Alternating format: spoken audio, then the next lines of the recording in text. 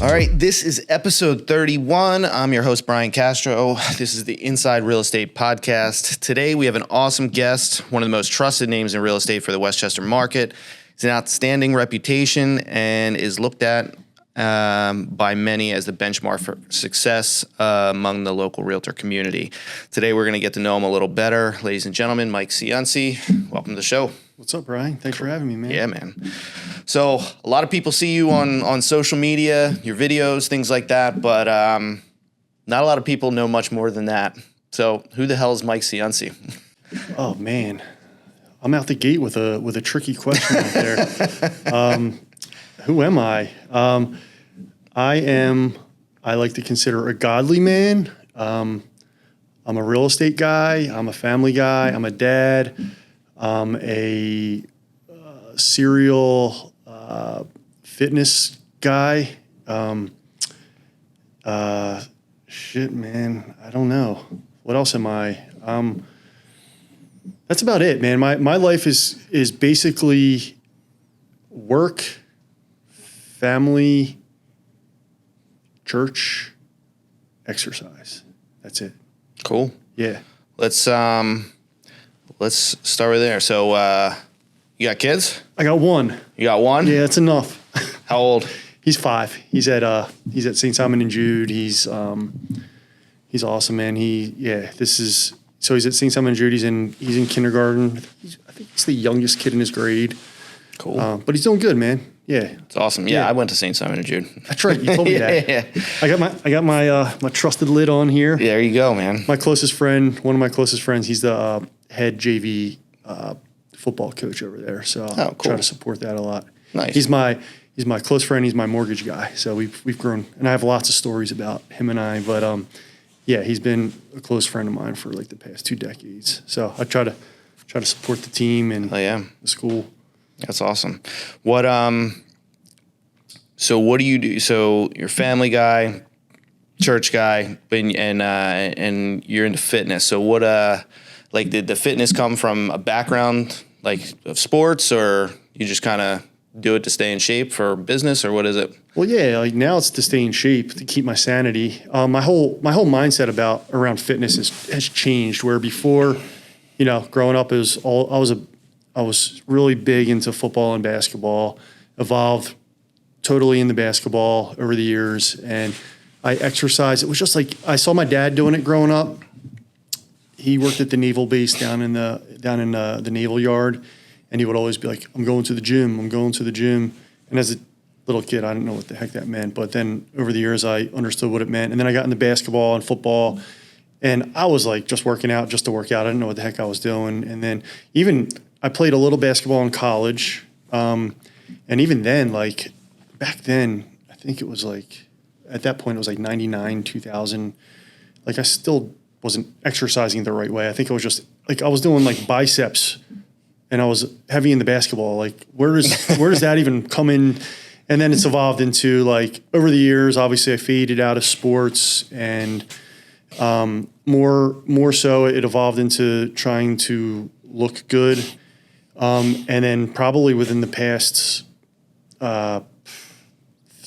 or 3 years, it's more to just be healthy. It's more for my mind than it is for my body. They go hand in hand, but so that's the evolution. I think it's probably most people's evolution of fitness is like to look good, then it's to stay young.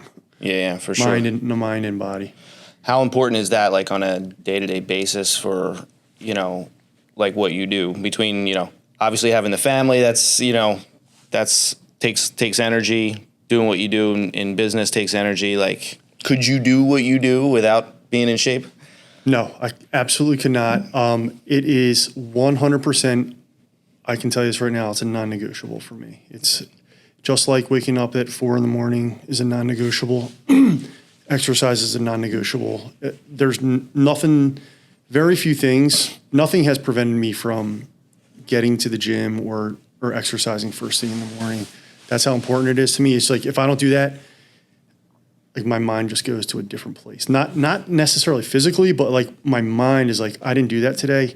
Shoot, man, like, I'm losing my edge. Like that's how I think. Case in point, here's an example. Saturday morning, Woke up like on Saturdays. I take off on Sundays, but Saturdays I work out in my basement. Lord willing, I had an issue with my hot water heater. My house isn't that old. It wasn't my hot water heater. It was my expansion tank above my hot water heater. So it was early. It was like 4:30 in the morning. I went down. I smelled must the first thing. I'm like, what the heck is that? And then I looked down. There's water all over the place. I was like, damn. So the point being is this. I plugged the hole in the expansion tank, but my purpose was to come down there and exercise. I know if my wife found out about this, she would freak out. Like I didn't jump on that first, but I plugged the hole. I got my workout in. Then after my workout, I went back to the water issue, initiated what I needed to do. Then I went upstairs and told my wife. That way she didn't know that I didn't come to her first, because all that would have done is cause a crap storm. But anyhow, that's how committed I am to exercise. If I can just get that in, the rest of my day's downhill from there. They say it's get the hardest part of your day out of the way first, right? Yeah. So, like I said, and when I introduced you, we're a marketing company. We work with realtors. I can't tell you how many times that we're sitting down talking with somebody and they bring your name up, right? They see what you're doing, they like what you're doing, and you just kind of have that reputation and just that persona that people are like, that's good. I want to do, I want to get there. But just in the first couple minutes talking about, it seems like your mindset is on keeping yourself right before all that other stuff. So like, what else are you doing? Before we get into anything real estate specific, what else are you doing aside from the fitness and things to maybe keep your mind right or anything like that? Yeah, man, such good questions. I just do things that are going to make me better. So, exercise is there's a whole story behind my evolution as a person and in business, and that might be for another day. But the things, so obviously getting to bed early is huge for me, because then I can get up early. Energy was what I realized is the most important thing when it comes to anything, really, because when you're low energy, you're just picking the low hanging fruit. So I try to get my day started off just with fire every single morning. So the things I'm doing is I'm getting up early, which means hand in hand, I'm going to bed early. Kind of a loser. I don't really do much socially. So I go to bed early, get up early, do my checklist of items before I hit the gym. Then I go to the gym, and then I come home, shower, eat real quick, get into my office. All these like staples are getting my mind ready for the day. So the other non-negotiables, I read, and I never used to read. I never was very good at comprehension, never good with books. But it was like one of those like Tony Robbins things where he said like, these are the 5 things you need to do. He's like, spend 30 minutes a day reading. So right now I'm doing like 10 pages a day, which takes me between like 30 and 45 minutes. I've been doing that since COVID. I just started reading then. And I got more and more serious about it. Now I love to read. So that if I can get those two, the exercise and the reading, I'm good. Like everything from there is just like downhill. What types of things are you reading? It's honestly, it's all self-help, business books. I just learned so much from it. Yeah. Anybody in particular right now I'm reading? I have one book. There's 2 books that I've read over the past 5 years that changed a lot. One more so than the other. The one's just newer. The other one I've read 3 times, and it's very cliche. It's 7 Habits of Highly Effective People. But I learned so much in that book, which is why, that book took me like 2 months to read. But I've read it 3 times.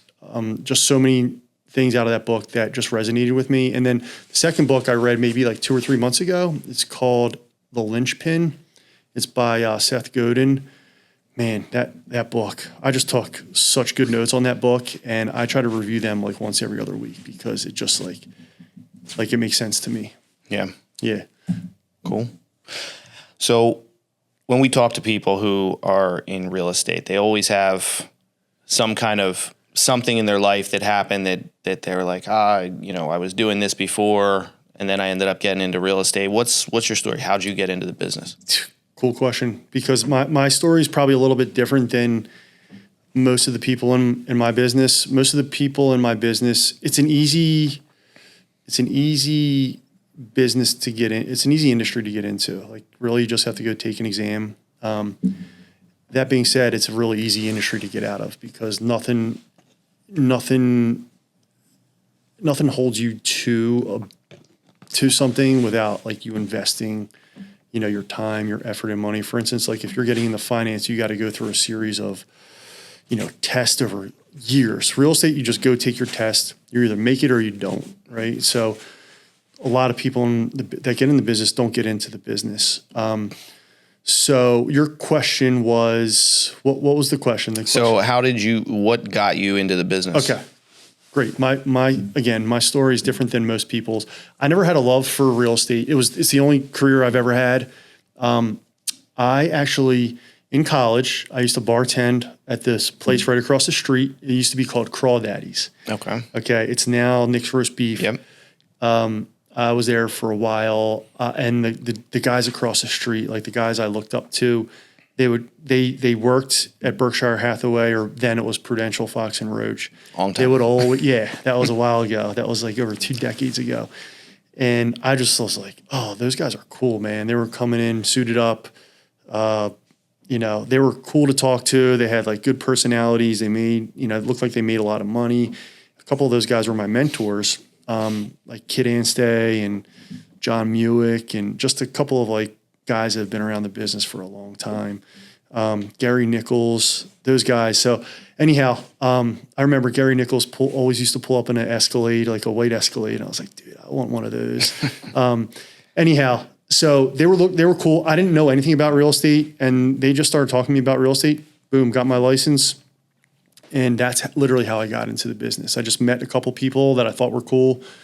And then I just jumped into the business, like all right out of college. Like as soon as I graduated, I just got into real estate. So aside from the bartending, this is what you've been doing? Yeah. I've never had another, I would say, career. I've had jobs growing up, like grocery store and bartending and catering and valet parking. But this is the first career I've ever. Yeah. It's funny because you mentioned another person that we had on the show who super young and got into the business. A lot of people that we talked to, they had another career that didn't work out for one reason, and that's how they got in. But you're just saying you got right in it. Maybe it's a good formula, I guess. Yeah, well, I was just talking to the kid Sam Walls out in the hallway, and he's like, I'm 19. And I'm like, dude, you could be dumb as a rock. And if you start at 19, it's just like you have like good business practices, you're going to stumble into success. The earlier you get started, the more of a platform you're going to have growing up. So I was like, man, get off that. You're going to be on an emotional roller coaster. If you can get through that emotional roller coaster for the first couple of years, and then you kind of establish yourself, man, you're going to have such a bright future just by getting into the business early. That's where I got lucky. I just lucked into the business as a young guy and not knowing anything else. How much is so? A lot of people, I think, get into this business thinking like, the paychecks are big. They don't understand what's really involved. And they, I don't think the hustle is there for a lot of them. Were you just like grinding it out in the beginning, or like, how was it when you started?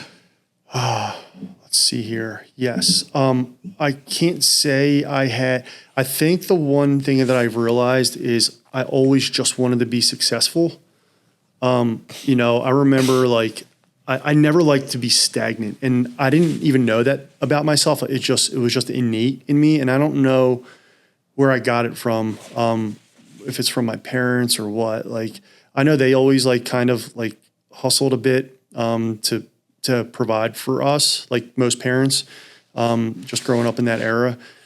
But, yeah, man, I think I had some staples.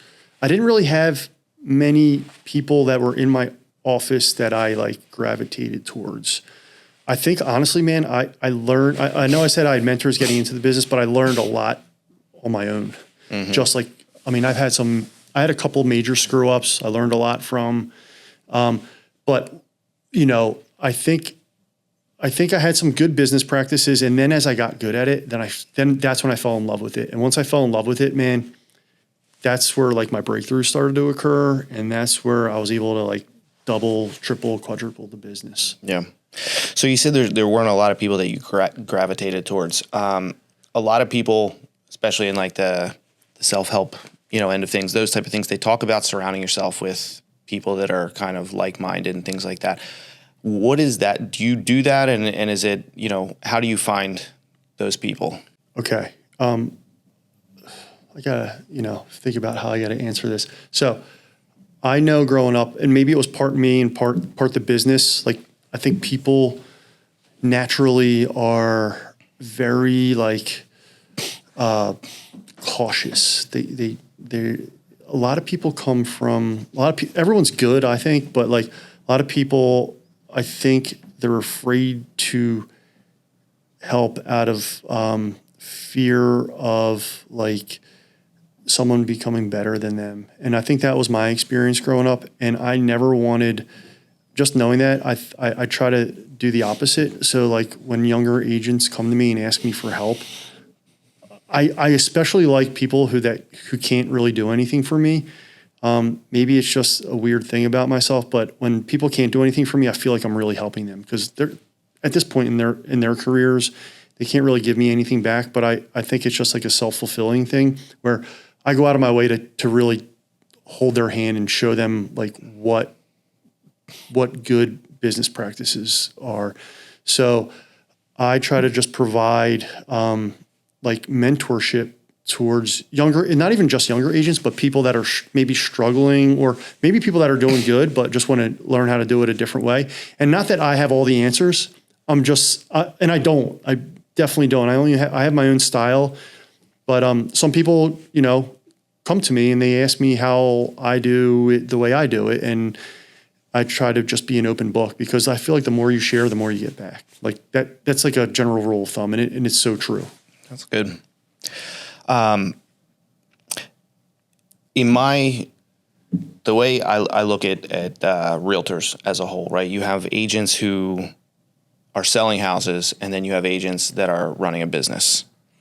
How did you get to that point where it was a business for you? Like what were the things you needed to learn to get to that point where you weren't just doing deals? Your questions are really good. So clearly you have an experience in the real estate world. Yeah, that's another good question. I think, well, I know, when it stopped becoming like me selling houses and it becoming a business. And I want to be careful about the way I say it becoming a business, because that's not the feel I like to give to my clients. It's the, I've curated the way I do business in a way where I can do a lot of business, but that buyer, that seller, that potential future person, they get the feel that this is a mom and pop joint and not a, hey, toss you down the road. So anyhow, the moment, I don't want to say if it's a moment, but the time when my quote unquote career went from selling houses to a business is when I hired Amy. She's been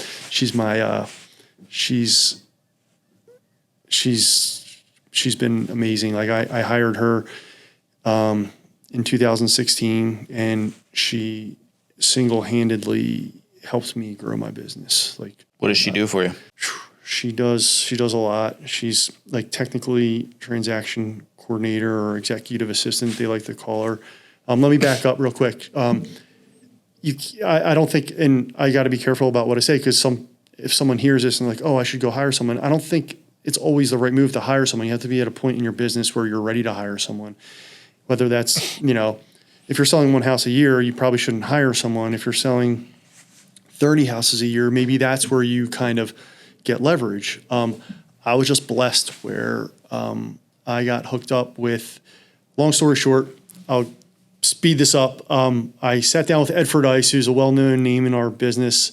He's a coach and good friend of mine. And I was trying to figure out how to hire someone. He's like, dude, why don't you just go call, it took me 2 months as I was trying to figure out how to hire someone, he's like, call Soprani Consulting. They'll do that for you. I'm like, oh gosh, okay. Call them. boom, it was like Amy dropped out of heaven, fell onto my desk, and here's where we are. So that was huge. It was the right fit for me to this day. And there's people you hire that I've noticed over the years, not me personally, but people that are hired that you tell them to do a job, they'll do the job. Amy wasn't like that. Amy was, you hire her, and I just got out of her darn way. And she just did what she had some experience. I don't think you need to have the experience, but so you ask what she does. She basically, we have a culture where our people that we work with just feel the love, and it comes from me, it comes from her, and she, depending on if it's a buyer or a seller, she doesn't get introduced to the buyer until we're under contract typically, but she does like all the behind the scenes paperwork. More so on the selling end, she's very talented. She has an English background. She does all the write-ups for me. She prepares the listings to go to the MLS. I'm not giving her justice because she does just more than that, but she does like all the stuff that I am not good at, number one, and she does it with such fine detail that like I never have to worry. Like very few, like can't remember a time she's ever made a mistake. I mean, she has in the past, but like if she did, like I don't really even know about it. Like, it wasn't. She's just huge. so good. Yeah. She's just the best. She's literally the best in the business, and I consistently have other agents just compliment me on her. Like, hey, what are you even doing? Like she's handling all this for you. Like that's how good she is. So it's funny you bring that up. Somebody like Amy, because we actually just had, I know you said she does, more than just the transaction stuff. We actually had a transaction coordinator on yesterday on the podcast. Get out of here. Yeah, it's funny. And so she was mentioning a bunch of different things that are really the benefit to the agent. It's like it's peace of mind. It's getting your time back, those type of things. What do you think is the biggest benefit that you get from having somebody like Amy? Oh, okay. Time. Well, I wouldn't say it's time back because it actually takes more of my time because it allows me to do more business. So like getting time back, it's just I get more time to do what I do best. Right. Yeah. Exactly. So, and that's probably true for probably every agent, whether they know that or not. So the biggest benefit is I have someone when I'm in the trenches of like for instance, Saturday, I was in the trenches, man. Like when a deal's going south, and like it's a funny story. Like to my point, like I was such in the trenches that like Monday morning, I'm like, oh crap, I forgot to respond to like 4 different people on Friday and Saturday, because I was so focused on the emotions of what was going on inside of a very important deal that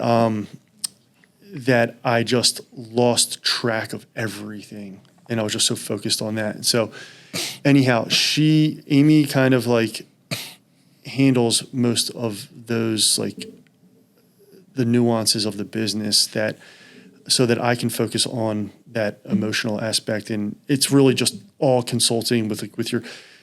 And I'm kind of jumping all over the place. No, I got you. No, you're making sense. Real estate is so emotional. Yeah. If it doesn't have to be, like if their expectations are really set and the deal goes smooth, there's really not a lot of emotion. But when things go south, like emotions get involved, and that's where you really need to hold their hand and just be there, like and translate what's actually going on. That's huge. Sure.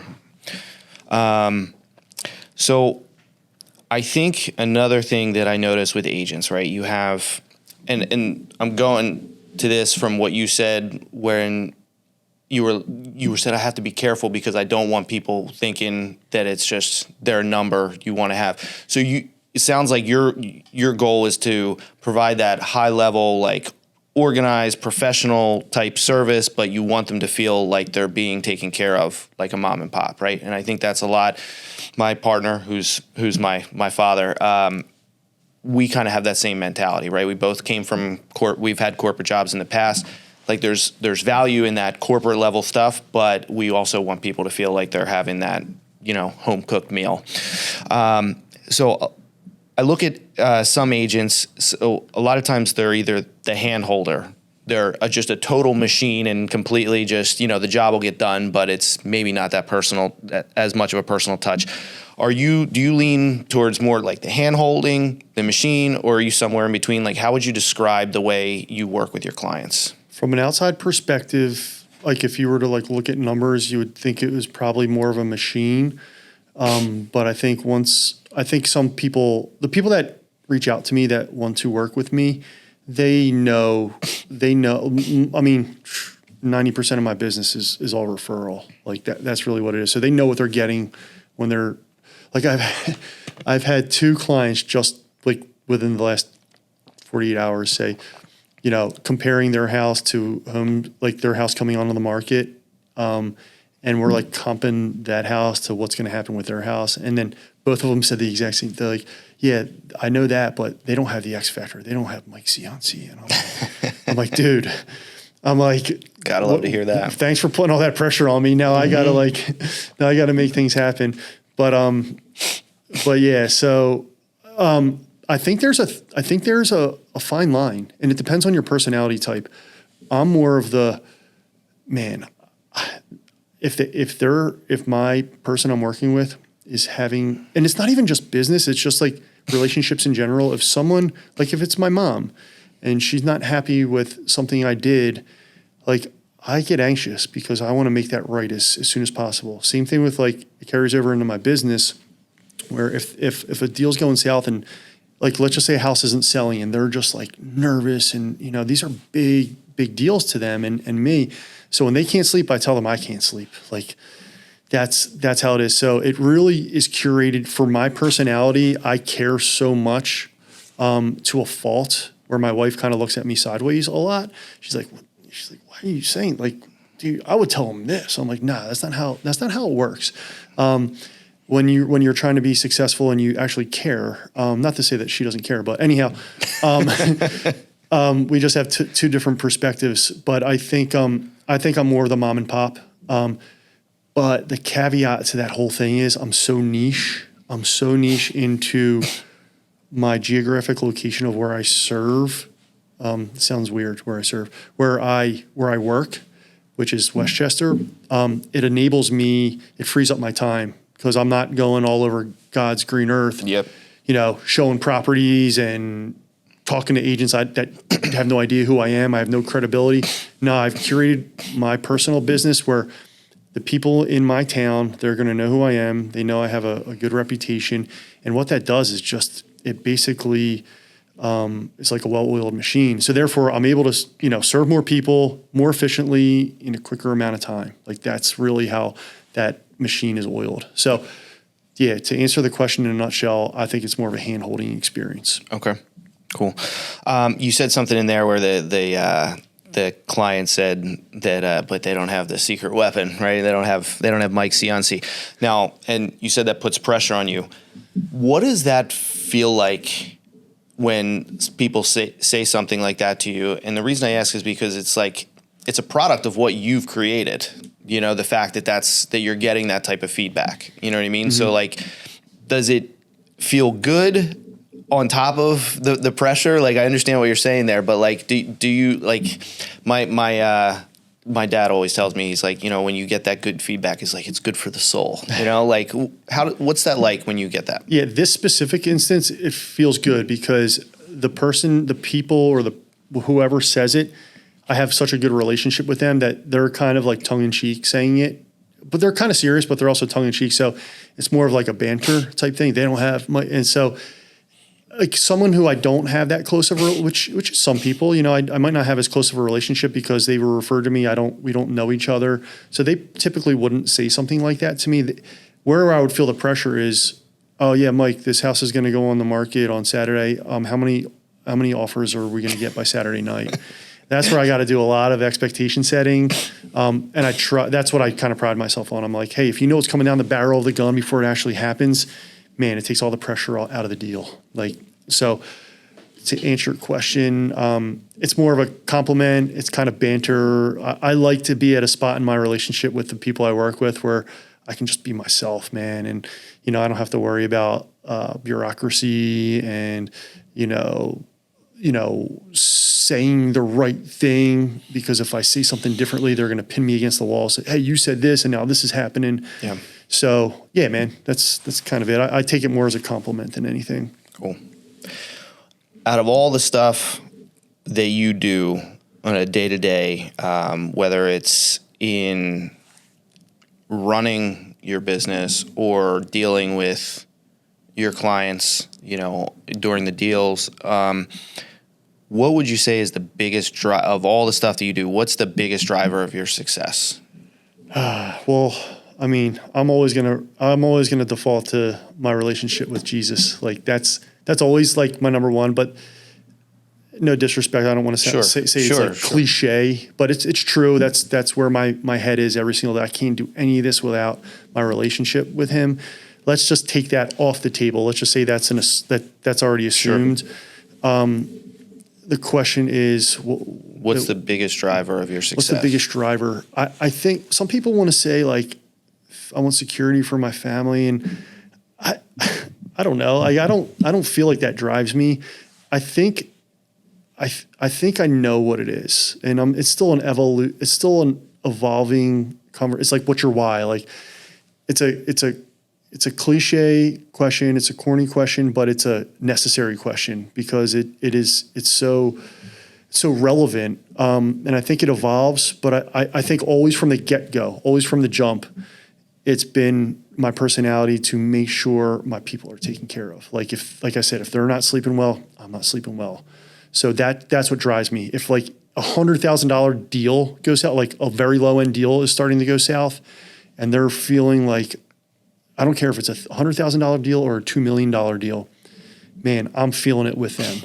So a way to kind of, what's the right words, to combat that is just putting in all that effort up front so that you can diminish all that back end, possibilities of poor expectations, expectations going awry. So again, to answer your question, what drives me is the experience of the people I work with. That's it. Like I want them to have such a killer experience where they're telling their neighbor, they're telling their parents, they're telling their friends, they're spreading the word about me because I've always wanted people to like me. Yeah. So it's kind of like one step at a time for you, right? You're like focus on the thing at hand and doing it as best you can do it. Yeah, man. Yeah. I don't care if I'm making $1 or, $50,000 paycheck. You're going to get the same thing from me. We had a show with an agent recently, and she's up in New Hope, and like for her, you guys are different, but like she's kicking ass in her area, right? And the one thing she said, she's like, if you're focused on the paycheck, essentially, like you're focused on the wrong thing. It's like if that's where your head's at, you're not going to be able to do the best you can for your people. That's timeless. Like that's been true since, I don't know, before business even became business. If you're focused on, what you're going to get out of it, like you're going to be very average. If you're focused on doing the right thing, and if that means you're going to lose money on the deal, if that means if that means that, I mean, dude, can I tell you a story? Absolutely. Please do. I mean, this is one of the worst things that happened to me. And it was somewhat recent. I had a property. I had, in this market, you get, if it's done the right way, you're going to get a lot of interest. I wound up my sellers got 8 offers. It's my listing. Got 8 offers. And we're going through it. Like offers come in all the times. Like within the first 3 days, we have 8 offers. One offer came in. I looked at it, like I said, and this was the first time I made a mistake like this. And now I'm just like super, super keen on focusing on this.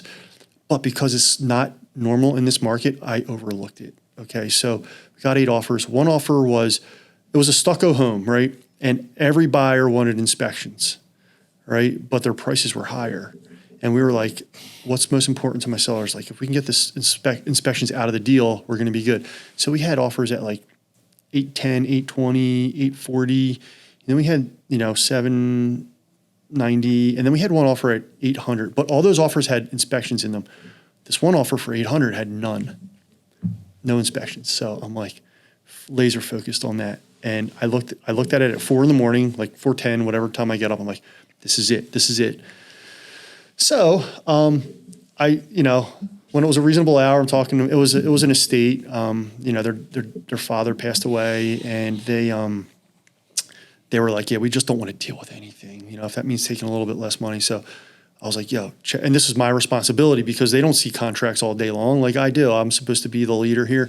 So I'm like, these are where the offers are. This one is the one that stands out to me because it's, not the lowest deal, not the highest deal, but it has no inspections in there. We can get out of this, stucco. We don't know if there's an issue or not. We didn't know. We just didn't want to take that chance. They're like, 100% Mike, send it over. We're going to sign that right now.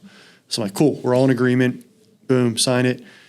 Send it off to their agent. Actually, I don't really know the agent very well, but he works locally. And so I sent it off to him, and I call him right away, and I'm like, yo, congrats, man, you got it. And he goes, seriously? I'm like, yeah, man. He goes, they were cool with a $20,000 credit? I was like, what? He's like, yeah, there was a $20,000 seller assist to make up for any potential stucco damage. I was like, no. Are you serious? He's like, yeah, man. And I went back and looked at it, and right there's a $20,000 seller assist. And I'm like, I never sweat so quickly in my life. I bet. I started freaking out to myself, and I said to him, like, yo, and I was just kind of like spitting off the top of my head. I'd never been in this. I was like, dude, no, we don't have a deal. And he's like, dude, a deal's a deal. I was like, no. I was like, just don't send it to your buyer. And I was like, I wasn't thinking, right? And I was like, and then I took 20 seconds. I was like, dude, you're right. I was like, you have to send it to your buyer. If they find out that you had this and you didn't send it to them, you're screwed. This is my mistake. So I hung up the phone. I went upstairs. My wife is like, what the heck is going on? I was like, dude, I just screwed up this deal so bad. Anyhow, the more I kind of processed it, it was a huge screw up on my half. It wasn't, the good news is it didn't affect the sellers because I could overcome. This is bringing us back full circle to doing the right thing. I had to explain to my sellers, I was like, look, we just signed a deal that I didn't realize that there was a $20,000 credit. Luckily, the commission covered that. It was a $24,000 commission. It was an $800,000 sale. They were asking for $20,000. I was like, guys, this is the deal. I screwed up. I'm going to make it right. I'm going to eat that $20,000 and we're going to go on with life. Like, that's just how it is. And they were like, they didn't know what they were like, okay, so we're good? I'm like, yeah. And they're like, all right, cool. No big deal. So I basically ate $20,000 on that deal. And I told a couple people, like, oh, no, you should have just tried to work it out with them. I was like, no, man, that was my mistake. That never should have happened. And I learned a good lesson there. It could have been worse. It could have been a $20,000 credit on a $300,000 house, and I had to come up with money out of my pocket. Wow. Right? So I ate $20K, learned a lesson, and that was it. You want to hear the really cool part about this whole thing? Absolutely. All right. So this is where my belief in the higher ups come into play. So I did a transaction a year ago, and sometimes I'm just not paying it. I'll get my commission check, boom. I'm not even counting it. I'm just on to the next one. I'm on to the next one. On to the next one. That commission check never came in. It never came in. It was like a $500,000 sale. It was like a $15,000 commission check. The day I got that check for the screw up, it was a $24,000 commission reduced by $20K. So I got a check for $4,000 for that. The day I got that check, the system spit out that commission check that I never got the year before from that other sale for $15,000. Basically, I just found $15,000 in my pocket all in the same day when I lost that 20K. So Yeah, it literally all came into fruition. I couldn't believe it. I was like, not that I cared about, I cared about the 15,000. That's a lot of money, but like the whole lesson and the whole like coming full circle on that day, that was like so cool to me. Yeah. Isn't that funny? It's crazy that, I've had instances like that, throughout my life too. And it's funny. You don't see it till you see it sometimes, like, sometimes in the moment it's like, oh, this is the worst thing ever. And then for some reason, Yep. you never know. Yeah, man. It always goes to like, just do the right, if you do the right thing, man, 100%. you're gonna come out all right. You're not gonna die. You might lose a couple bucks, but that money possibly will come back to you in the end. You'll get a referral out of it. People at the end of the day will respect you. Like that's really what it boils down to. That's what I've been learning over the years. Like, just be honest, just be yourself, tell the truth, don't fabricate stuff, and you're gonna get respect. Yeah, I love that, man. So when COVID happened, everything kind of blew up, got crazy. And then in the last like year, 2 years, a lot of agents have had a really tough go at it. Right. So in the past couple of years, like we have seen like agents that we were doing like 3-4 listings a week for them, at one point are getting like, I think last year we did like 6 for that agent that I'm talking about. And they are, I feel like a lot of agents aren't adapting. I thought you were just about to be like, their names. No, I won't go there. But yeah, and I feel like the agents who have been long been established, they had things that were working for them. And then when everything changed, I mean, starting with COVID and they were doing well initially, but then the last couple of years, having a really tough go at it. But I see a lot of agents not adapting or not doing things that, and then you're seeing agents like Sam that are coming around and like they're putting in the work and they're really, really picking up, the stuff. And I'm like, you're going to sit around and bitch about it or you're going to get up and do something about it. And a lot of them aren't. Are you feeling what a lot of these agents are feeling right now, or are you kind of dialed in and just kind of pushing through? Yeah, I'm not feeling any of that. Yeah. I don't feel that.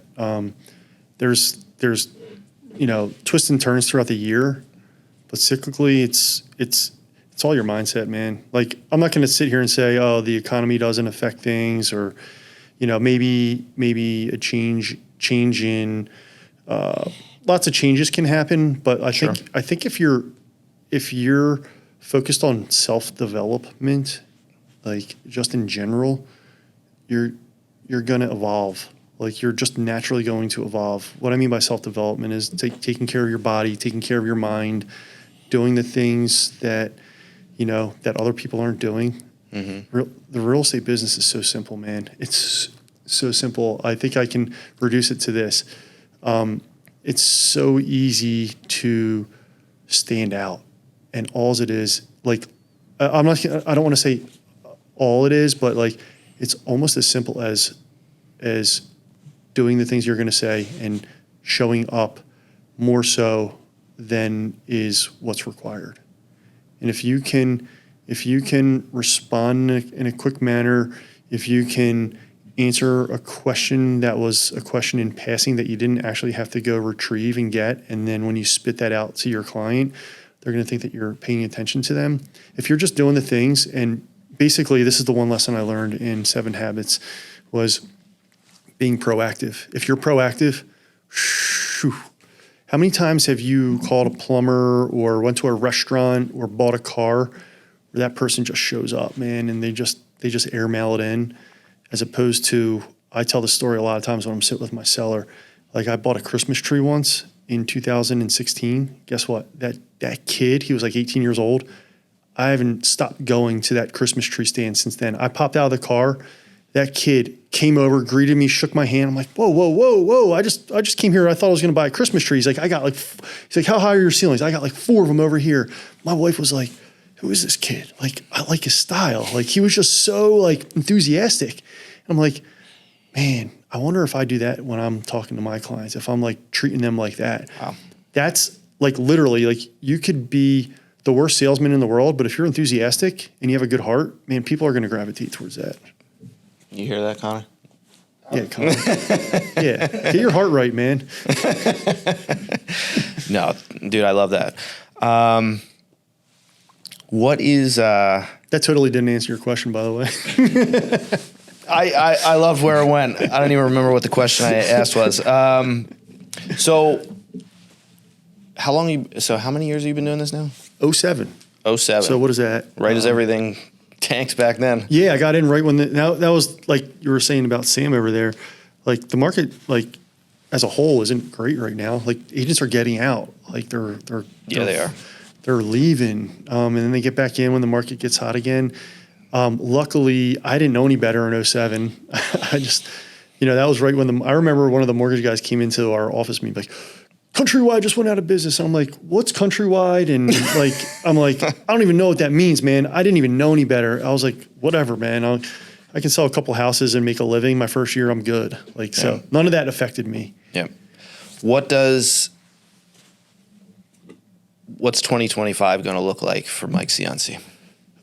It's just consistency, man. It's not going to be any different than the previous 8 years since I've had a breakthrough.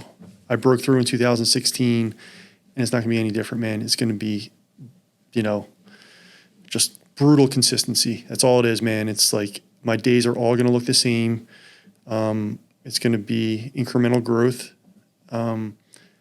My goal is to just outdo what I did the year before. I mean, I have specific goals, but I just want to do better than yes. When you're growing, man, you're alive. That's how I want to feel every day. Absolutely. Yeah. So I always joke with realtors, a lot of, some of the older ones will tell me like, oh yeah, I'm thinking about retiring. And then I'm like, you're a realtor. You're not retiring. Like there's no way somebody will get you off the sidelines. Do you see yourself retiring at any point, or are you just going to ride this till the wheels fall off? I can't see myself ever not doing this. Of course, like times change. I'm not stupid. I don't know what the business is going to look like 40 years, 30 years from now. If it let's just hypothetically say it stays how it is right now, I don't see myself ever like turning down a deal, especially like when my son's grown and out of the house and, I'm older and like, it's just me and my wife. That grind's always in me. Like, I don't see that ever going away. That's awesome. Yeah. I don't see a whole lot of like grasping for new things. I'm just like brutally consistent, like staying the same. And I can't see myself not doing anything. Yeah. Are you seeing growth year over year for yourself? Last year, I took a big step back. Not big, but it was, I took a hit last year. I was really disappointed in myself. And I think my goal each year is to sell 100 houses. I've gotten to 98 twice. And then last year, I really went backwards. I think I did 20 million less than I did the year before. I think I did like 30 transactions less than I did the year before.